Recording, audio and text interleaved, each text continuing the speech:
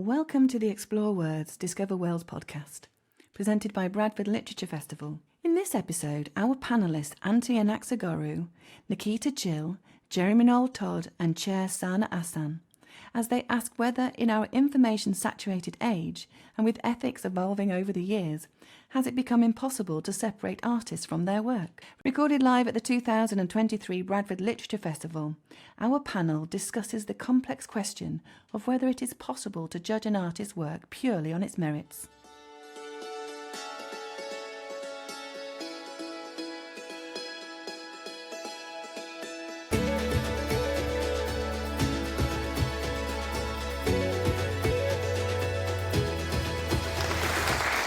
Welcome everyone. Hi. How are you all doing? Just about woken up. Just waking up still. We're so grateful for you coming on your Sunday morning to take the time to drop into this topic on the artist and their ethics. And we've got this incredible panel of people to drop into this topic with.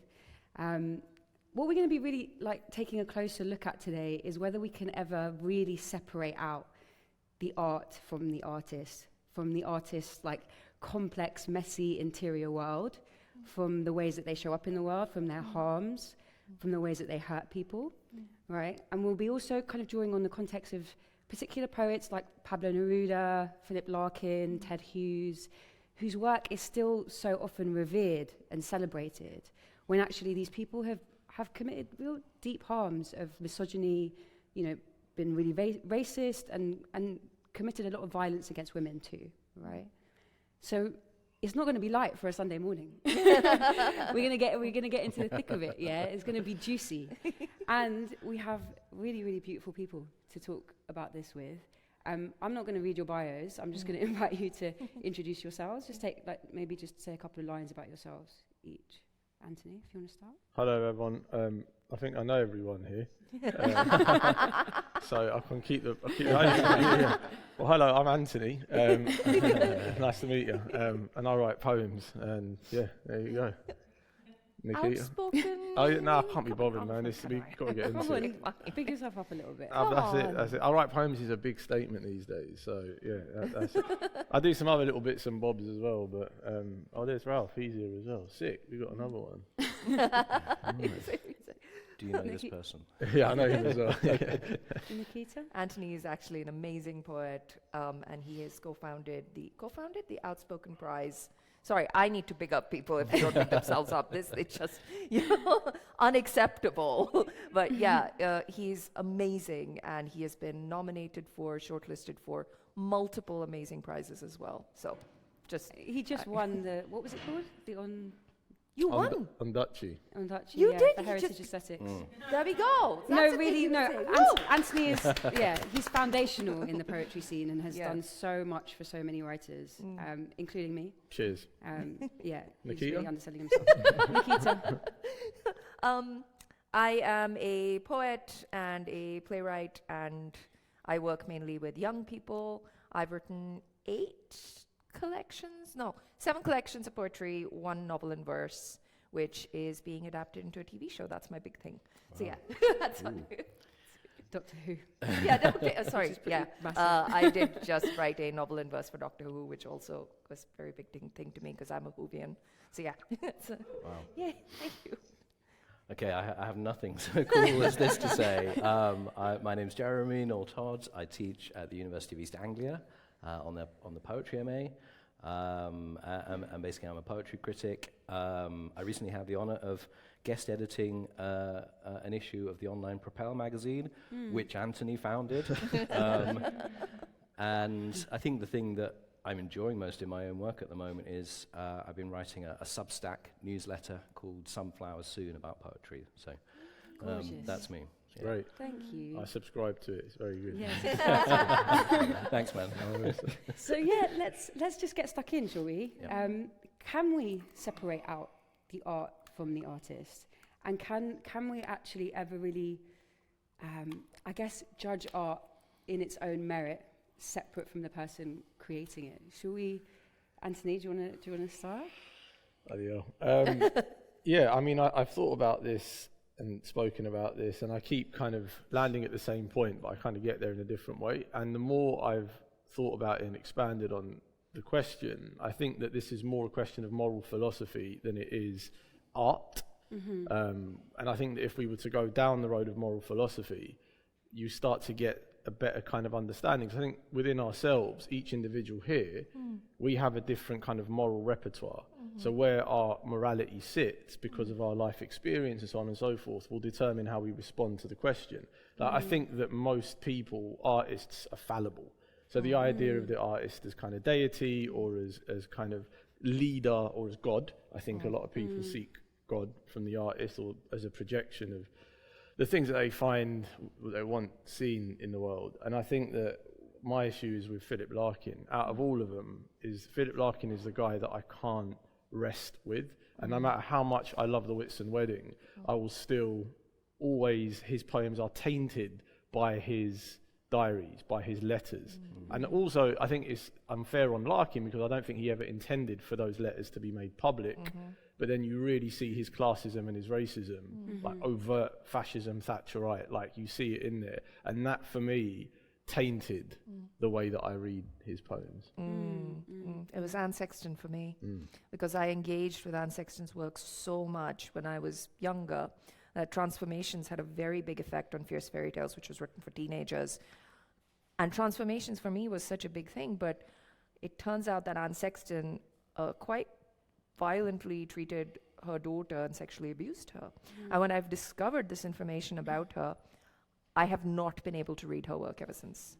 However, here's the thing, that is my reaction to the work. It is my personal fight with her, with how much it's been tainted, right? I don't expect every single person in the world to now access Anne Sexton the same way that I've accessed her and I have the same tainted concept of her work and everything.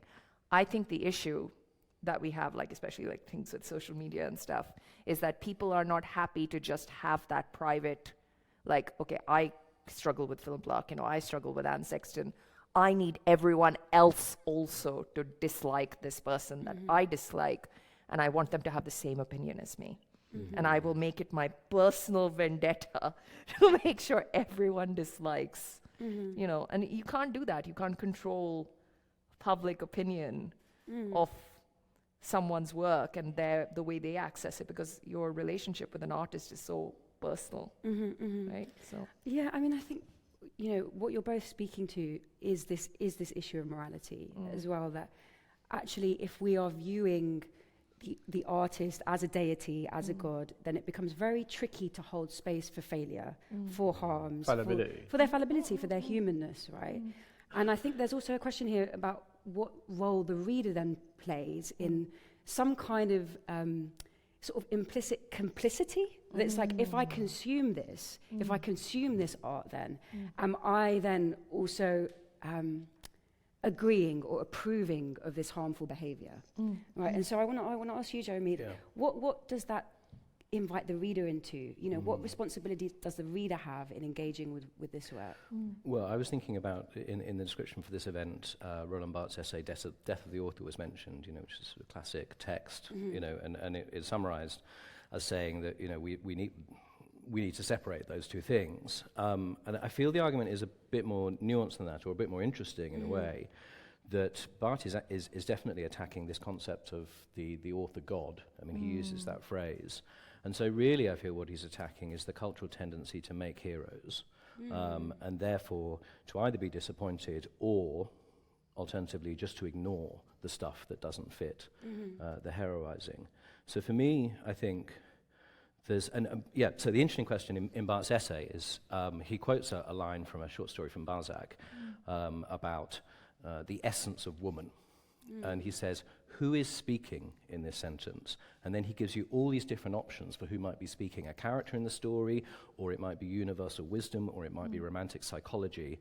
And he says the text is actually all these voices, and the author doesn't control them, which makes me think that what he's really saying is that, you know, in a complex piece of writing, what we're hearing is the society that produced that writing with all its contradictions. So for me, I mean, I did my PhD on T.S. Eliot. I've taught a module on T.S. Eliot. I grew up in the 90s when there was the great T.S. Eliot anti-Semitism controversy, when some people began to say there are these moments of anti-Semitism in T.S. Eliot's poetry, and they're not hidden. You know, he says the rat is underneath the piles, the Jew is underneath the lot. I mean, it's right there, and it's horrible. But it's been excused or ignored. Oh, Eliot doesn't mean it. It's dramatic. But he makes some comments in his criticism. And it's clear that he held views that were continuous with anti-Semitism, maybe is how I should put it. Because I wrote an essay about this, so I really sort of read the whole lot. I read all the letters. And in the letters, Jewish people, Jewish friends write to him and say, this is anti-Semitic. I can't believe that you've said this. And he says, I don't think it is anti-Semitic. If I thought it was anti-Semitic, I wouldn't say it. Sometimes he says, I'm sorry, I phrased it wrong. And he did actually cancel the book in which he made his statement about free-thinking Jews being undesirable because he recognized that he wasn't going to be able to sort of contain that controversy. But, you know, also later in life, he spoke up for Jewish refugees. You know, he evidently, as a Christian, later in life, wanted to do some sort of reparation to harm. But he always maintained that what he had said was continuous with his right-wing conservative views on a Christian society, which he didn't believe were racism. So that was Eliot's position on anti-Semitism. But the thing I was going to get to is that much more recently, Eliot's love letters to this woman, which have been embargoed for years, have come out, and he treats her terribly.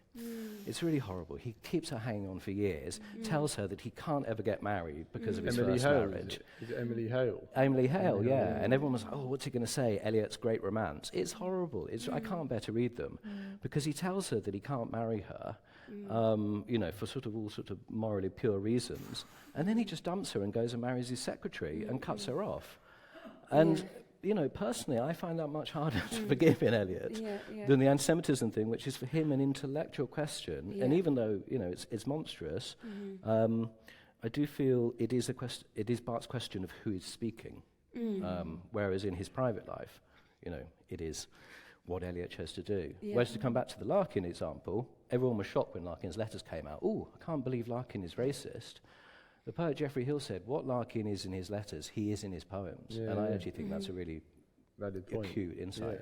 I think there is, I mean, what we're being invited into reflecting on is how then do we hold, I think there's something about not necessarily holding each other accountable, but invite people into holding themselves accountable to take responsibility for their behavior.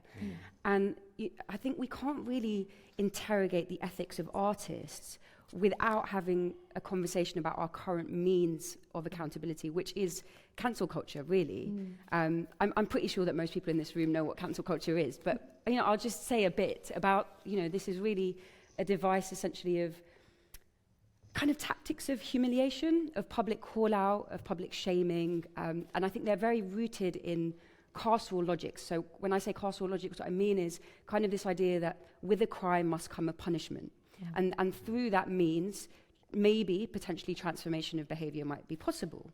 But it's underpinned by, I guess, kind of a shaming move, right? And I want to kind of just psychologically just unpick shame and distinguish shame from guilt. So shame is this idea that at the very core of us is a badness. Like to be with shame means I believe I am bad, I did a bad thing and I am a bad person. Whereas guilt is I can hold on to my divinity, I can hold on to my goodness and acknowledge that this behavior was bad and I need to take responsibility for it, right? And I think there's something about cancel culture that is underpinned by an ideology and a practice and a tactics of shaming. Yeah. So I want to ask, you know, is this an effective means for, you know, inviting transformation within the arts industry and artists kind of in community? I think cancel culture is just symptomatic of something else. I don't necessarily take it seriously. I don't think it's kind of got an intellectual scope where you can unpack it. I think shame, on the other hand, is really interesting because there's a transference there of capital. And the person who gets shamed versus the person who calls it out. And I think that it's gladiatorial in that sense. It's that we go to the arena. It's a blood sport. Like I'm going to put you on blast and I'm going to show you in front of 20,000 people, 30,000 people why you are wrong. And then when I win, this one-upmanship, when I win, I'll have the juice. And power. Yeah, I'll have the power. And you are now ostracized. You've been exiled from the parish. And I kind of feel that this is, again, a product of Twitter. Like if social media has really kind of created, I think, a very toxic space, because I'm not saying that everyone out there is bad, but who gets there? Everyone wants their one day in court, right? And if you do have these kind of things, who becomes judge, jury, and executioner? And then I kind of feel that the moral compass is constantly fluctuating. I saw it with Juno Diaz. I saw it with Sherman Alexie. Like, these are people, like Sherman Alexie's one was brutal, because all he did was, I'm not saying all he did, but he had an affair. And then the affair went south, and the woman who he had an affair with put him on blast. And then he got cancelled, like, and rescinded all his invitations at university. He was like the leading Native American writer. And I think there's gradations. I think this is what I'm trying to say, is that when it comes to cancel culture, there isn't really much nuance. It's not really what you've done, it's the way in which I'm going to take you down. And I kind of feel that this is the problem, is because there is no kind of jurisprudence around the ways in which we kind of look at these affronts. How then do we create a system that says, this is what you've done and this is your punishment, this is what's going to get meted out by me? Actually, I'm not a lawyer, I'm not a court judge, I'm literally just another person with a Twitter handle. So it's like, how does that all play out, I think we should demand more of ourselves as human beings, like more complexity than just giving into the binary. And it's very easy to give in to like our most surface level urges of, I've been hurt, so I need to bring down someone, I need to I will misdirect that at this person who I think has done something wrong, and I will instigate this pylon. I've seen this happen to so many people who are like, women of color. I see people just like go, oh, this person, I didn't like this one line this person said, so I'm going to now instigate this massive pylon, and everyone is going to pile on to this one person because of this one line. How does anyone learn in an environment like that with people just screaming in your face, right? But also, half the time, people taking out context from, say, a book, right? This really concerns me, is sometimes people read the synopsis at the back of a book and go, I haven't actually engaged with the work, and they go, well, this sounds very problematic to me, and then just like end up like just taking it down this extremely dark route where it's actually a marginalized person and you've like attacked them. And there's an amazing book that came out by a trans woman, which is a trans retelling of Achilles, right? And one of the things that she's done in this book is that she has obviously accessed the historical accuracies, and what does exist in that time is enslaved people, right?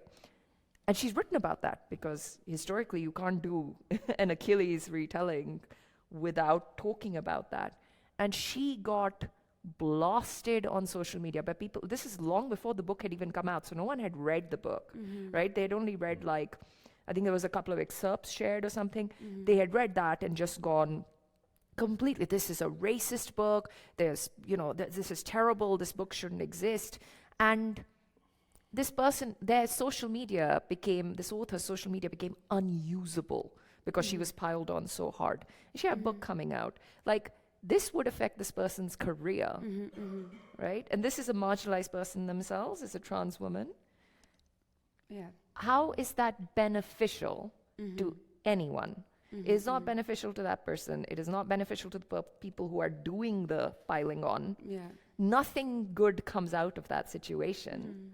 So what is happening there? Yeah, I mean, I think you named something really important, Nikita, which is kind of hurt being at the core of this. And I think this is also what Anthony was speaking to, like the unruly nature of hurt. When people feel hurt, how wild that can become, how much pain can overwhelm us. And I think that place also requires compassion, right?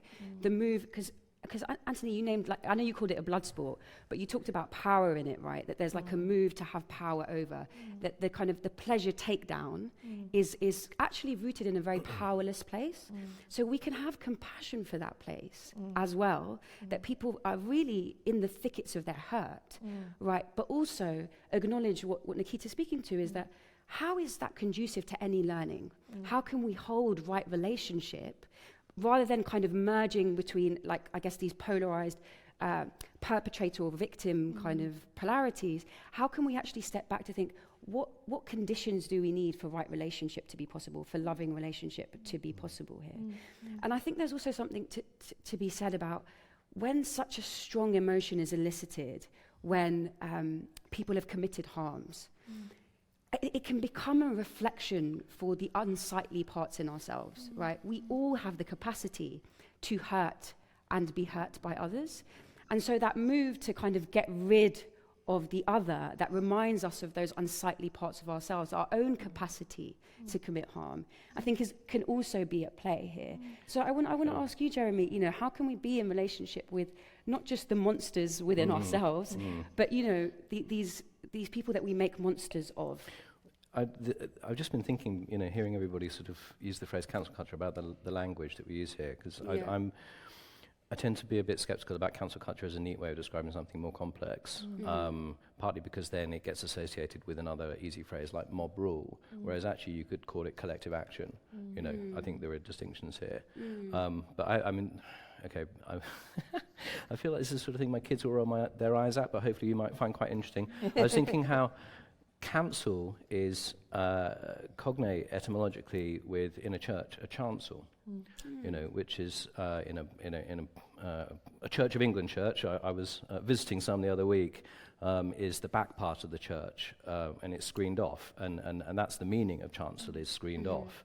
And in Norfolk, where I live, there are all these beautifully painted medieval rood screens with saints on, but they've all had their faces scratched out by the Reformation, you know, which is visibly cancel culture. Let's kind of, you know, down with this iconography. Still there, it's sort of kind of amazing record of what happened. But that makes me think that cancel culture could be thought of as being putting something in another space, you know, screening it off, but not saying it's gone forever. It can also return. And I mean, I both see that as maybe, you know, having a positive potential, that cancel culture isn't the end of something, but also it brings me back to being skeptical about the term, because very often cancellation is just temporary removal. I mean, you know, for example, I might think about the Kate Clanchy story, which I follow quite closely as a poetry critic. You know, that began with Kate Clanchy finding an online review of a book by just a reader on Goodreads, which said, I don't like this book, you know, there's too much of the white gaze in it on the children she's working with. I feel that, you know, she uses racist terms to describe their physical appearance. Right. And Kate Clanchy, you know, tried to sort of get this review taken down, saying these terms are not in the book. And I think that's really interesting, because, you know, then what happened was people said they are in the book. You don't even know your own book. I mean, that brings me back to Bart's question of who is speaking thus, you know. It's as though Kate Clanchy couldn't recognize how her own culture was speaking through her. Right. And that put her in a horrible position, which unfortunately she, you know, as they say, doubled down on. But, you know, her book has now been republished by another publisher. And I mean, if I was a betting man, I'd probably say, you know, we'll see a book from Kate Clanchy about the whole experience in a couple of years. They called it the cancel tour. The cancel tour. The worldwide cancellation tour. Cancellation tour, yeah. Because I think what Jeremy's saying is actually quite interesting in regards to, again, like who gets to decide, but also what you were saying about accountability. And the problem with Clanchy is that there was no accountability there. And I think what's interesting in the modern day, and we spoke about this on Aisha's panel as well, when we write what you know, it's the idea if you're talking on behalf of, again, what Bart was saying, communities that are all kind of, you know, subjects that are not yours, there is, and you use the word responsibility. I'm really interested as an artist where responsibility lies, but you have a responsibility to do due diligence to make out or to work with those groups. And if there is a legitimate concern that says you have misrepresented us or spoken about us in ways that essentially reinforce stereotypes that create more harm and violence towards us, you as the artist have a job to say, let me think about that. I'm going to take it on board. You don't have to sit there and say, F you, do one. I'm going to think about it. Yeah. You know what I mean? Yeah. Whereas she said, F you, do one. Yeah, so it was, so that was what, repeatedly, which is what caused the problem. Yeah, and I think this is it, isn't it? It's that, you know, we want to hold the complexity here, which is that actually sometimes this is a tool that has been the only means, the only kind of device and tactic, when there is like an imbalance of power and positionality. You know, like if we, for example, throughout Black history, cancel culture, well, not necessarily, it wasn't, that language wasn't used for it, but boycotts were an essential part of the civil rights movement as a means to invite people into being responsible, to taking responsibility. So I think there's a question here around when people like Kate Clanchy or Philip Larkin, you know, misogynistic white men or racist white women, I'm not trying to say that that's all they are, but they're kind of repeatedly engaging in that behavior without taking any responsibility. Does this device then become a useful tool? I mean, yes, what Nikita was saying. She you know, how beneficial, how good is it that we're working in? But I think art is a public document. I think the very function of art is it's engaging with public discourse. And as readers, as consumers, we are well within our rights to talk back to it. You know, if I read books, I'm allowed to have a conversation back with the book as a reader. And I think this is, again, this goes back into the freedom of speech thing, is the idea of you just want kind of free terrain to say what it is that you want without, and these are, again, historically, these are coming from spaces by people who have never been told no. Yes. Which is what's really interesting. Yeah. Like Piers Morgan has never been told no. No. Right? And so he loses his shit the moment someone says to him, you can't say that. You can't, you know. And I think I was told no my whole life for everything. So I'm very used to being said, you can't go there. You can't talk to him. That's an authority. So for people that are kind of adjusted and accustomed to being told you can't, we make a lot more exceptions. So I kind of feel that this idea of responsibility and goodness goes, but it is the complexity. You know, there's something very interesting that you've touched on there, because I agree with you. The art is the public property. But something that we've talked about right at the beginning of this panel is artists' letters that they didn't ever intend to be seen, that we now all publicly It's WhatsApp messages. Well, that's basically what's in the group chat stays in the group chat, Well, right? and you saw what it done to the Tories. Although, I got receipts. But like, although with that, I always think there's a letter by Philip Larkin writing to a friend where he expresses racist sentiments, and then he mockingly pretends to know what the friend is going to say. Ooh, Larkin, I'm sorry to find you hold these views. So there's a kind of unapologetic quality there where he sort of knows it's going to get out. well, I mean, I always think back to, so recently I had to do, this is going to sound really funny because it's so ridiculously meta, but I had to do a poetic retelling of Ulysses, which is hilarious because if anyone is engaged with Ulysses, you know that's the most ridiculous. The Joyce novel. Yeah. Right, the Joyce one. Okay, So James Joyce. And along the way, along the research that I was doing, I discovered like these letters that James Joyce had sent to the woman that he loves, where it came out that James Joyce was turned on by farts. Like that's a huge part of his Fart fetish. Yeah, he had a fart fetish, like a lot, it was a lot more than that. But I feel like, but I don't think that poor James Joyce wanted that out. that he had this, he was turned on by farts. I will say it helped me immensely in reading Ulysses because it gave the work a slightly scatological sense of humor. Well, I say this, I didn't know that, but there is a great written fart in Ulysses. I mean, there's a very long transcription of a fart. You understand why now? Yeah, okay, yeah. But are you saying, Nikita, that actually perhaps there's a morality on us about respecting privacy around this material? Yeah, like I'm sorry, Okay. but like I read it and I was like, this has given this beautiful whimsical quality to all of James Joyce's work for me. But I don't think he would have ever wanted like some brown girl like years later who's doing a retelling of his work to know that he was so turned on by farts. Exactly. Like I just think this is where we talk about, the art and the artist, right? Yes, engage with the art, publicly comment on it, publicly talk to it, do all of that. But the artist, they are a human being, right? Yeah. Like maybe there are certain things that we shouldn't know. Yeah. We should all know less about each other. I live by this. But isn't the idea to be able to hold two extremes, right? Like I met Frankie Boyle. I did a gig with Frankie Boyle some years ago, and backstage he was one of the most erudite, kind of sensitive, intelligent people I'd ever actually met. And he did a whole talk on like a Marxist talk in a post-capitalist state. But it was he blew my mind. And then he gets on the stage and he does the jokes, and you're just like, how's this coming from the same place? But then I think it's the idea, right, that artists within them can hold two extremes, two polarizing ideas, right? And it's the fact that with comedians, they can imagine the very worst, the worst thing you could say, the worst thing you could be, and to protect themselves, they turn it into a joke. Because when I was talking to him, he was deadly serious. Like there was no, and with a lot of comedians, they're always on, they're always trying to make you laugh. He was just like an intellectual. Like I saw him after that day, this man is a fierce intellectual, the way that he was talking. Yeah. But you know, I think there's something really real in that, like, humor is actually such an important, like, psychological device to kind of bear what's difficult, isn't it? Like, we need it to be able to hold these complex issues like harm.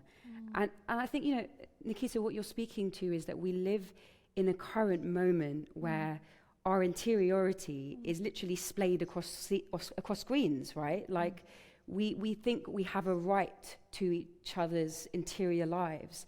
And I think it's not just that. I think we're pulled into, through social media culture, this kind of invitation to share so much of ourselves as a means to, I guess, be seen and to stay relevant and to stay important. And through that, I actually think we risk dehumanizing each other. You know, you're speaking to this like nothing is really ours anymore. I think Saidiya Hartman actually talks about, you know, opacity being a really important tool for survival and for kindness, that we need to keep some of ourselves to ourselves. Not everything is to be given, you know. And I guess part of that also links into this issue of why we feel we have a right or ownership to kind of move into this place of judgment so quickly. I think it's what Jeremy said at the beginning. It's the idea that we're looking for something as readers, as consumers. It's the idea, you know, the cult of celebrity. Like you're looking for a perfect version of a human being to project onto, and then when you realise they're flawed and fallible and perverted and weird and racist and fucked up, then you're just like, all right, now you've ruined my, no, don't meet your hero. But you but ruined my also fantasy of you. Maybe, you know, something else about cancel culture that I often encounter in the arguments against it that I tend not to agree with is that it assumes that, you know, if, for example, to take the story that came up last year, you know, Philip Larkin is removed from the GCSE syllabus by some exam boards. You know, to me, a completely uncontroversial decision. You know, they had to make choices. But, you know, Nadeem Zahawi, who was Secretary of State for Education at the time, I think, you know, tweeted about how this was terrible because, you know, children were being denied the chance to read the great poet, etc., etc. And, you know, I have various feelings about that. But one is, there are hundreds of great poems to read, you know, just because they don't read them at GCSE, when actually we're more likely to turn them off than turn them on, the way the GCSE poetry is taught. You know, in a way, it might be doing Larkin a favour by taking him off the syllabus. The cancel culture assumes that there are a certain limited number of perfect works of art, which is just, you know, no, I mean, if it was ever true, it's no longer true. So is this to do with sanitization? Like you see it with Roald Dahl, like the idea of sanitizing versus cancelling. So we're going to take something and try to sanitize it and give it back as something, but keep it there. Like my thing is keep it, because we're now in the 21st century are in discussion with those books, and it makes what we're doing look a little bit weird. Do you see what I'm saying? Yeah, I hear you, but I also think there's something to be asked of, if that is there, what space is lost for all of the unarchived voices that we really need to hear from. But you hear them now. But I'm saying in those days, to change, like Roald Dahl's register, to change words around, I don't know how conducive that is. The contention is that we have works of art now that are dismantling what he did. So there is a push back towards it. So to change, all you're doing is making him look better. In fact, you're lying. That's not him. That's someone else. You know? But Anthony, like a lot of Roald Dahl's work is engaged with by children who don't have that critical thinking lens that we have to be able to counteract his work. So where would you give them, children, work by contemporary artists, contemporary writers that do the thing that that's what I'm saying. So I think to try and do you see what I mean? I'm with also, how much can we protect our children from the monsters that are there. Also, you know, the monster. I think this is also another thing. Monsters are just central to children's literature. Yeah. It's like I love. Does anyone? Like if you, I mean, who, you know the book Not Now Bernard. Yeah. A brilliant book about a child who becomes a monster. But I'm a monster, said the monster. Is the last line of that book. Yeah, I love that for book. real. Yeah. You know, and I, you know, one of my I've got like a godson the book he loves the most is Life Doesn't Frighten Me, which is a Maya Angelou poem. And the Basquiat art is like terrifying, you know, but he loves it. And I think there's something about how can we, you know, also invite our children to be able to meet the realities of the world, which are a bit dark, that are a bit complex actually, rather than make them think that it's all princesses and, you know, like unicorns, and trust me, it isn't. You know, we all know that. So yeah, I think there's something really important in that. I recently wrote a book for 6 to 8 year olds, which is retellings of the Panchatantra, and the retellings of the Panchatantra are quite dark, right? Like death is a very part of that comes from the fact that in Hinduism, death is not treated like it's a like untouchable subject. It's not like a subject that we shy away from. We literally treat our ancestors like they're still with us, things like that, right? So obviously it's the and I've really faced some issues because over here we don't treat death like that, right? We treat death as something we need to protect children from. We need to treat grief as something children should not have to deal with, which is impossible because, like you said, we can't protect kids from things that we cannot control. We can't control when death happens. We can't control if a child loses a parent. We can't. And by taking, like, I was asked to sanitize to an extent that the conflict in the story was being affected and almost removed, right? And I basically had to put my foot down and go, well, you're basically saying that I need to sanitize, firstly, these childhood stories that I grew up with, my grandmother grew up with, my great-grandmother grew up with, to the point that they now have to fit this Western lens of what grief and death shouldn't look like, as in they shouldn't exist at all. And I really have a problem with that because it comes back to the sanitization conversation that we were having, which fits in with all of what we're talking about. Yeah. How far would we go? Right? Yeah. I mean, it's. Thank you for bringing that. So no, go on. Sorry. Well, Jeremy, no, I mean, perhaps just to throw in talking about children's literature and the idea that some way ought to protect children. I with other kinds of genre fiction, when we were talking about this earlier about escapism, like crime fiction.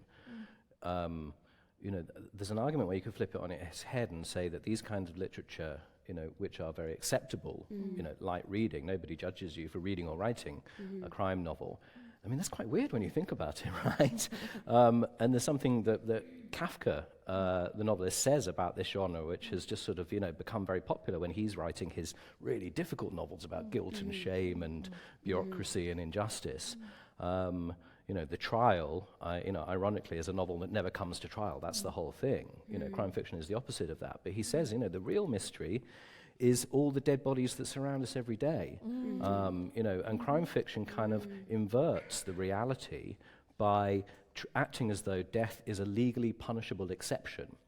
And he calls it the starched shirt over the heartless immorality of our society, which actually allows people to die, for all sorts of reasons, and nobody is held accountable for it. Yeah, well, I mean... So I suppose what I'm saying is, there's an argument that crime fiction is a deeply immoral genre. I'm not saying I believe that, I'm just saying, putting it out there as a talking point. I just want to, sorry, I'm mindful of time, and I want to, and I want to hear from all of you as well, and we can certainly have time for questions. But I just wanted to just kind of bring one closing question that I think is really interesting, but also invite you to answer it quickly. There's no time. But I want to also just share one quote that has been really influential for me, and it's kind of embedded in a transformative justice framework. And so Daniel Sorod says, "No one is introduced to violence having committed it. No one first comes to violence having committed it." And so I think what it helps us understand is that this fallibility that we're talking about, artists that do commit harm, they exist within a context and social conditions that actually make harm possible, that scaffold harm.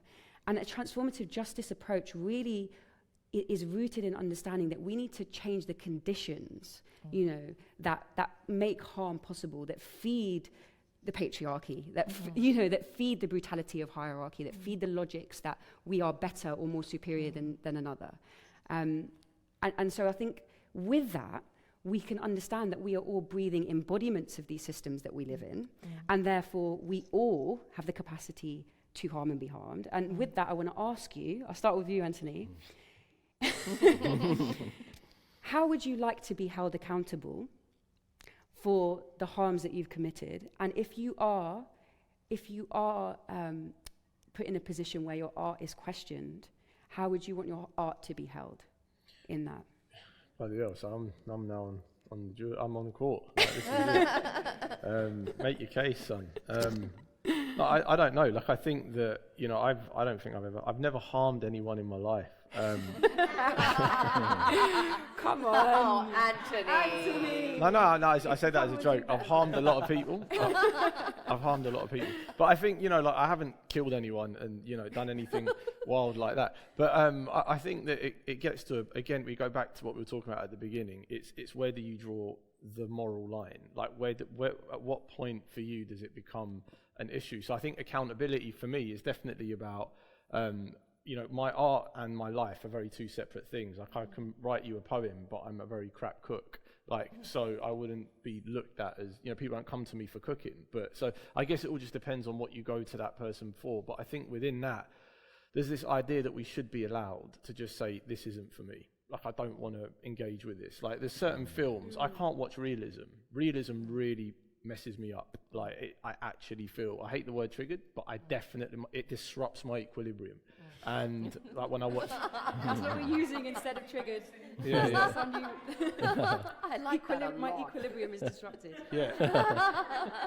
when I watch realism, so I don't want to engage it. Does that mean that I think realism shouldn't exist, or we shouldn't have films like Nil by Mouth or whatever it is? Yeah. No.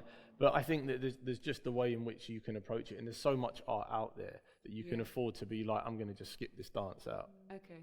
Yeah. I think disrupting my equilibrium is much better than what I've been using over the last month, which is like, it's biphobic to annoy me during Pride Month. So I'll use that from now on, thank you. No worries. But I think, my issue, I think, is that I'm already my own worst critic. Like, I told you quite recently when we last met that I've gone through this like kind of epiphany of realizing that every single thing that my critics say about me is not something I should take on board and try to improve, because there's 1,000 critics in the world who are telling me things which are like really, and the voice in my head is already brutal to me. Like, it's already telling me on a daily basis that, or not only should you not exist, your art shouldn't exist, you shouldn't even be here, So I feel like if someone called me into account, the visceral initial human reaction is, no, what do you mean? But I've reached a point now where I kind of go, well, this can be a conversation, right?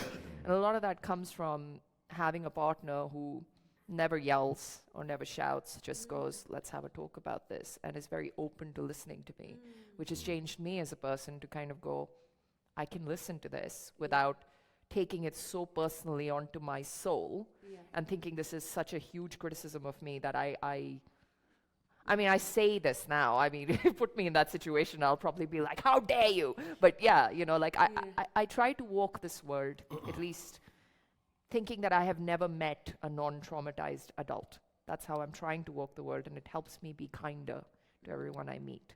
And I'm trying very hard to apply that in every part of my life. But yeah. Yeah, I mean, thinking about this, listen to the other guys talk, and what we said already, some of what we discussed before the panel. I realised the word forgiveness is probably quite important to me here. And I'm a poetry critic. I'm not an artist, but I've written plenty of things, probably enough. And being a critic involves making judgments. But at the same time, I realise for me in terms of judging artists personally in their morality, I often bring in my feelings as a parent. You know, I think I said to you earlier that in some ways I sort of find it easier to reconcile myself to the fact that Ezra Pound supported fascism than to the fact that he just sent his son away to boarding school and kind of, you know, ruined his life. I mean, you know, I judge him differently and more deeply for that.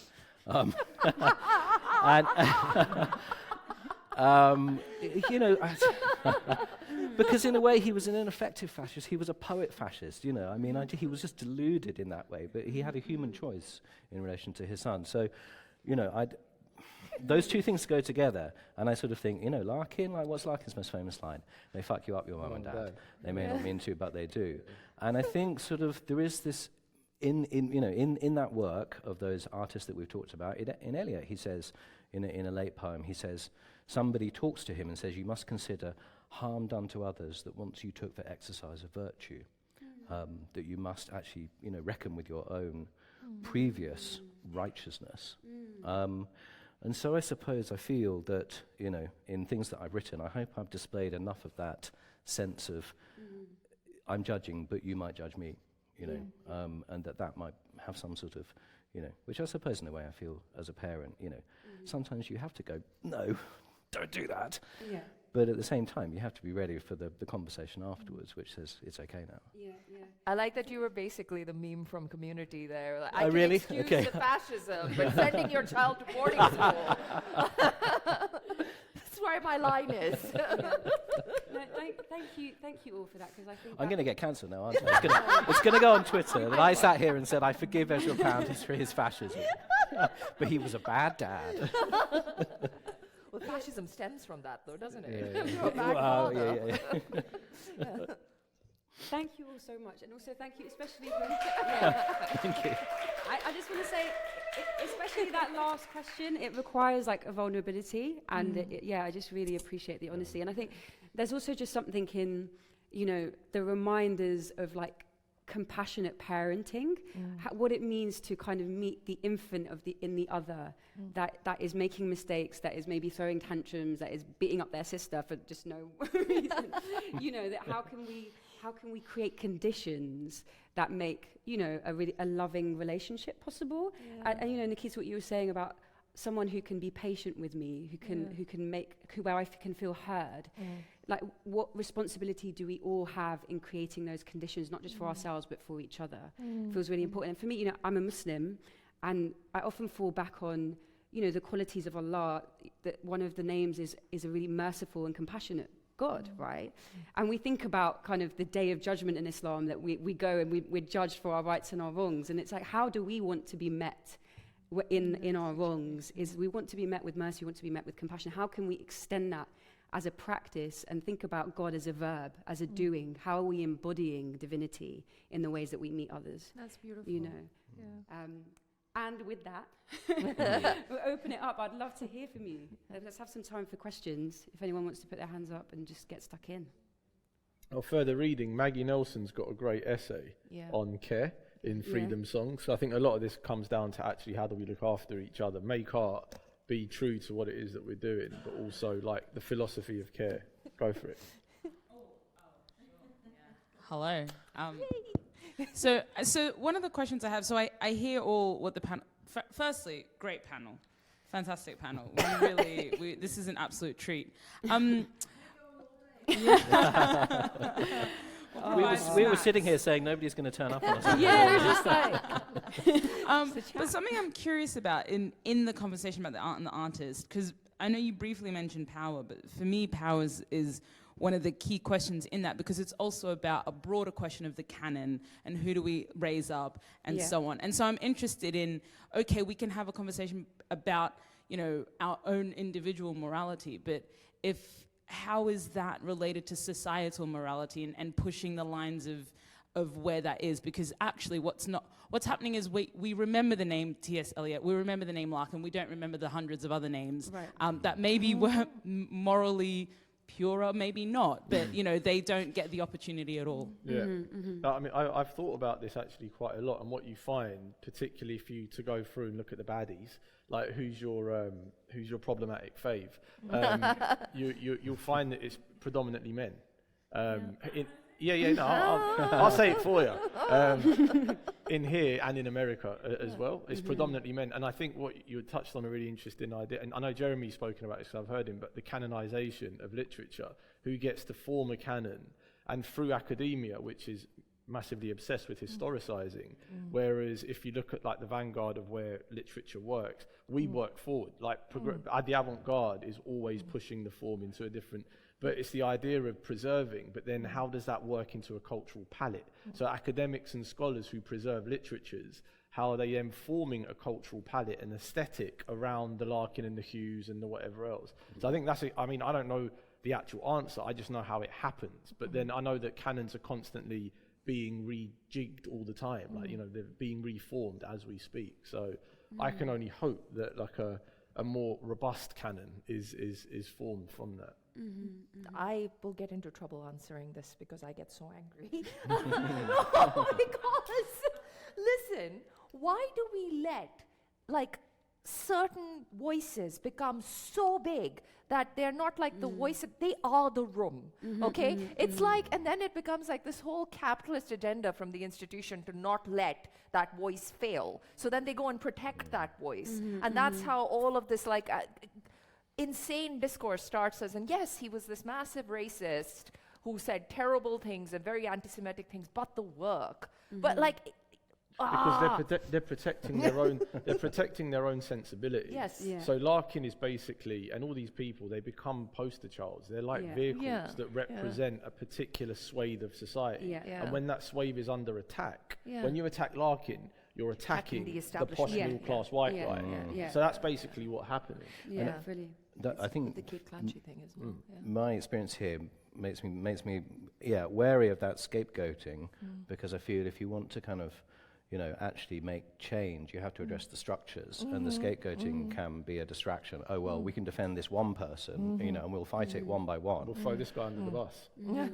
Which is, like with, in academia, there's lots of talk about decolonizing the curriculum. It's not just about substituting one old white author with a black author, because you're keeping in place that structure of one author. And it also erases the realities that these systems, but they live within us. There are black and brown people that uphold the brutality of hierarchy. Yeah. There are black and brown people that uphold the ideology of racism. Yeah. And so this kind of diversification, this idea that Diversify the thing. Yeah. Terence Hayes has got a great essay in the Paris Review where he talks about Wallace Stevens' relation to Gwendolyn Brooks. And when she won the National Book Award, he went into the big house and there was a big picture of Gwendolyn Brooks on the thing. And he said, "What's that N-word doing there?" Like, that was Wallace Stevens, right? And he said, like, "I love Wallace Stevens." And what he said, the problem with these guys, it's not that I want them gone. They just don't need a whole shelf to themselves. right. And I think that is, for me, the point that I think I land on. Like, I want to know that they were arseholes. I don't want to read them and think, oh, these guys just go around planting flowers and giving foot rubs. Like, I want to know.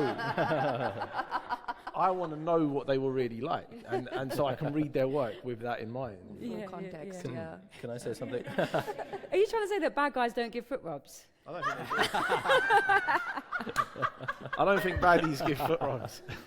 I'll tell Sorry, you Jen. what. No. Sorry, I was go going to say, on, go can I say something about Ezra Pound here? I realise I've already maybe said too much, but I something I try to talk about with my students, if we teach Ezra Pound, which we don't do so much anymore, is that, actually for me it's really important to see how his poetics, his like Make It New, I saw was, quoted by one of the Forward judges this year, like everyone's like, yeah, well, what's controversial about that? Make It New, sure.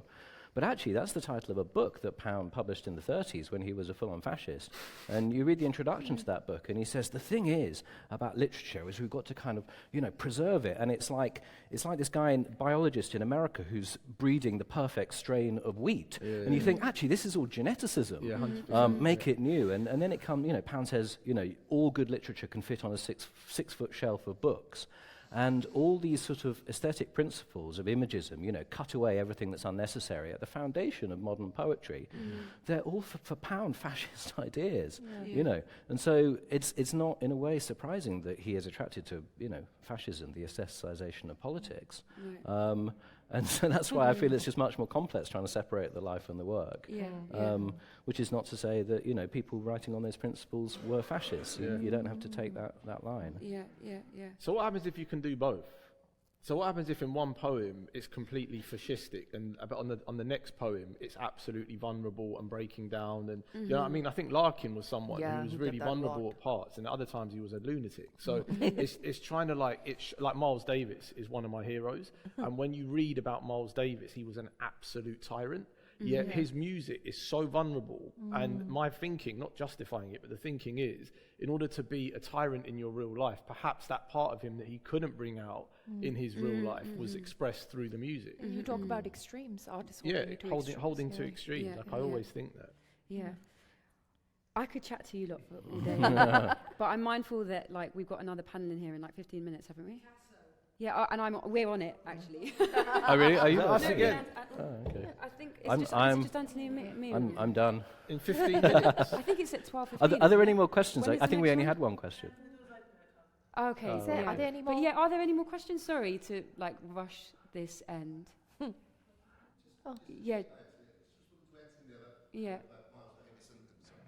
Thank you. About Miles Davis and Philip Larkin. Do you feel a sense that you can let Miles off the hook and you can't let Philip Larkin off the hook? When Jeremy quoted the Eliot line, I was like, there's something that happens when fascism or some kind of transgression happens within a poetic context, within a text of poetry, versus the letters, which are so overt and so direct. There's no nuance there.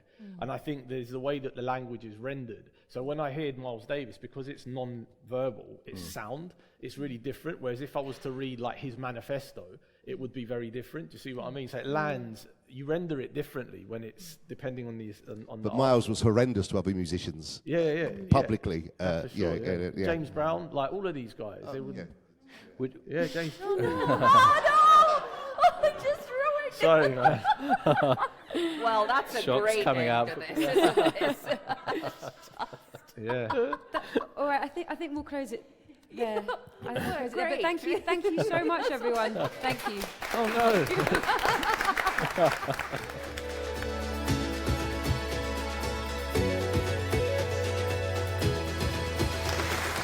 Thank you for listening. The 2024 Bradford Literature Festival programme is now live. Visit bradfordlitfest.co.uk to discover the huge range of events on offer over 10 days from the 28th of June. Don't miss out. Book your tickets now.